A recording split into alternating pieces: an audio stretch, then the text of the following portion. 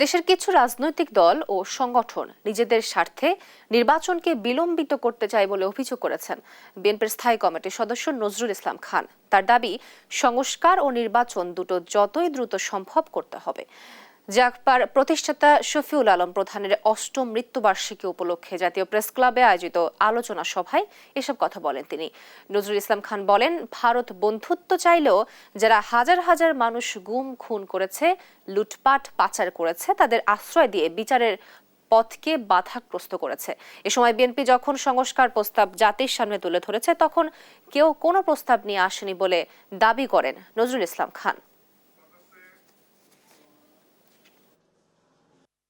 আমরা 93 থেকে 94, 95, 96, 97 করে 100-তে পৌঁছতে চাই।